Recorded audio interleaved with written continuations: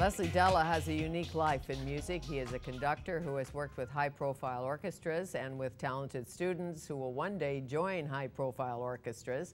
Currently, Leslie is the music director of the Vancouver Academy of Music Symphony Orchestra. He's the music director for the Bach Choir, chorus master for Vancouver Opera, associate conductor, Vancouver Opera. Gee, it is my pleasure to welcome Leslie Dala to Studio 4 to tell us more. Are you looking for work? Actually, my plate is full right now. Thank you very much. I guess it is. Yeah. That's great. Do you play an instrument? Yes, when I was young, I studied the piano, the violin, and the organ, the pipe organ, and I did my degrees actually in piano as a performance major. But I always sort of had a bug to conduct because I was always fascinated by the big picture of music. So I grew up in Toronto and went to St. Michael's Choir School, which had a great choral program. So we sang in ensembles all the time. St. Mike's. It's a great school. It was. I learned basically so much about music when we were. It's kind of weird. I never realized how strange it is, but we learned to read Gregorian chant when we were 8 years old. I have an 8-year-old now. I don't think I'm going to be teaching it. Yeah, drop that at cocktail parties. Well, I was reading Gregorian chant. Yeah, but it was it was one of the first things they taught us, and again, when it's normal, when it's every day, you don't realize sort of how unique and exceptional that is. And what's particularly unique about that is that most instrumentalists study music from the Baroque period on, Bach and that kind of thing. But rarely is there much study of music before that. Well, we studied with, the 600-800 years before that period. So there's kind of a much more sort of historically inclusive study of music, which is fantastic simply because the, church music is like that. Of course. Of course. And when you were 9, you were reading Shakespeare and Chaucer. Yeah, I wish I could say that. On it goes. But sure.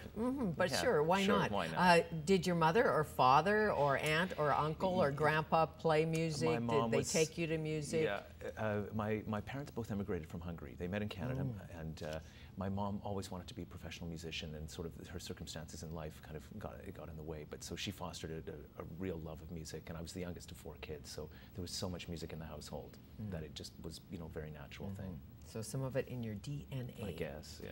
Who taught you to conduct?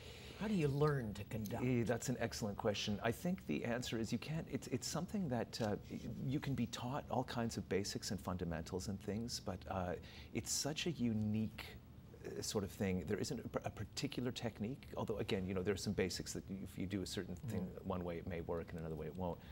But I have to admit, I didn't go to school for it, and it's the kind of thing that these days you can get bachelor's degrees, master's degrees, doctorates in conducting. In the old days, I think sort of the European tradition in the old days. Yes. Basically, conductors were trained through the opera house as being rehearsal pianists, learning scores, getting to know that, and then being sort of promoted to conduct backstage and then conduct performances. And in my own case, actually, that's sort of what happened, because I've been working for Vancouver Opera for a number of years, and I started as a rehearsal pianist, so I got the bug when I really started working in opera. And when do people refer to a conductor as a maestro? Oh, that's a good question. I have one colleague who actually hired me in my first professional job, who used to say to people, "Don't call me maestro unless you're mad at me." So it's the kind of thing, I mean, again, in the old days, I think it was a sign of respect, and it was unthinkable to call anybody except, maestro. And then along came somebody like Lenny Bernstein, who said to everybody, "Call me Lenny, call me Lenny," which almost caused a revolution among conductors. They said, if you do this, it's game over for us. They'll trample all over us. He said, "Don't worry about it." He said, "I still am paid to win an argument. When we rehearse and I want something a certain way, there's always people who think it's going to go another way, but I'm paid to win that argument." If a conductor lives in your head at times, if you have a mentor, a Bernstein or other famous conductor, who is it, or is there one? I don't think that there is one, but I do get very interested in different people at different times. Like, for example, in the fall, I was conducting West Side Story for the opera, and then it was all Bernstein. And so, I was just devouring what I could read about him, all the kind of footage, videos that I have, and that sort of thing. And, Once you're a jet all the way? Exactly. From that first cigarette to your last dying day? You said it, yeah. West Side Story, how much fun was that? That was fantastic. That was really fantastic. How is it different directing for opera, the opera orchestra, the symphony orchestra, the Academy Orchestra, a small orchestra, a large orchestra? What changes for you? Well, I mean, fundamentally everything is the same. You still bring the same approach. You want to get to the heart of whatever it is you're working on, rehearsing and performing. You want to make sure you're doing it justice. You want to make sure that everybody in the room is on the same page as to what the goal is. And then it's the outside factors that are different, whether it's, you know, a handful of 6 musicians or 60 musicians in the pit and 40 people on stage. Then the mechanics and sort of all of that is different. But fundamentally, it's always the same process. Are you the commanding general at all times? It depends on the situation. I mean, when you're really pressed for time and you have a little bit of time, then somebody has to take charge, and I've learned to do that, because that wasn't necessarily one of my you know, things that I was trained to do or good at. And other times I'd like to be very collaborative. So if it's an opera, then, you know, there's a stage director, there's singers who've sung the role with many different conductors, directors, and I don't consider myself to be, you know, one of the great icons of Western culture. So I like to work with all of the people in the room to try and get sure, the best, because Ben Heppner may say to you, "I've done this before." Right. And I mean, I consider myself very respectful of everybody in there. What's important though is to still, if you have a strong vision of something, to find a way to maintain that.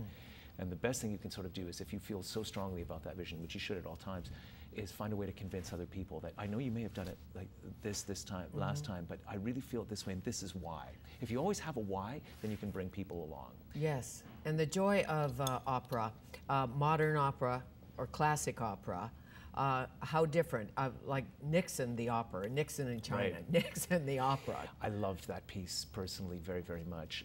I had a teacher in university who said, you know, try and be all-inclusive about your tastes. Your life will be richer for it. And I've never forgotten those words, and I really, really try, even if I have a kind of leaning towards a piece or away from a piece, I really try and forget it and just throw myself into something as if it's the only thing.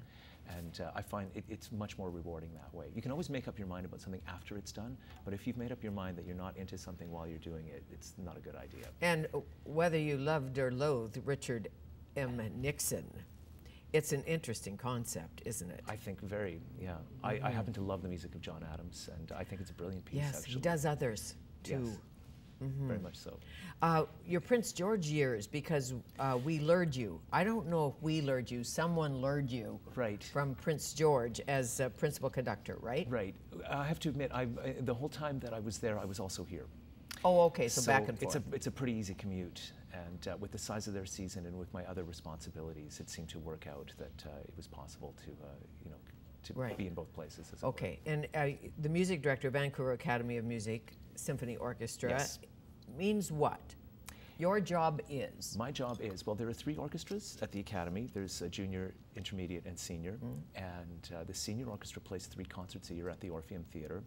And so I am responsible for, to some extent, programming in collaboration with the executive director, Joseph Elworthy, and with some of the teachers there, to make sure that, you know, we pick programs that will showcase the students well, that they're possible, and that they're also a stretch for them, you know, a good learning tool. And then to conduct the rehearsals, prepare them for the events, and then conduct the concerts. And do you have to be a certain age to be in a certain orchestra, or is it talent-driven? You can audition when you're younger or older. How does it work? It's a bit of both. I mean, the juniors literally have kids who are like 8 to 12 or something like that.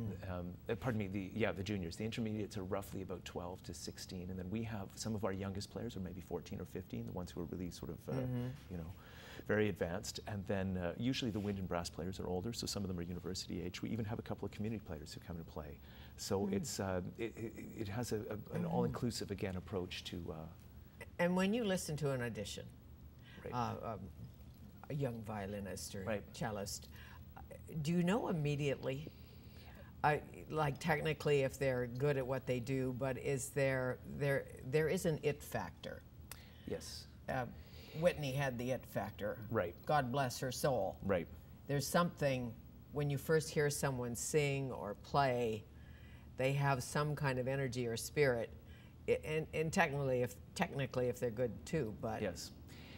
I think that's always immediately discernible. There is something special, and it often has to do with simply the person's attitude, their energy, and you can tell that they're just, wow, either they're born to do this or they've worked so hard that they love it so much. Passion. And that's what comes out first and foremost, because people are more forgiving about technical things. You always think, oh, you know, that's okay, you know, at this stage of the game, if they haven't mastered that, they will. If they continue on the track they are now, then they're going to be there. So, but you can always see that sort of dedication, the passion, the love for it, the curiosity. Have you had an experience of being on the podium or in the pit and nobody's paying attention, just not a good night?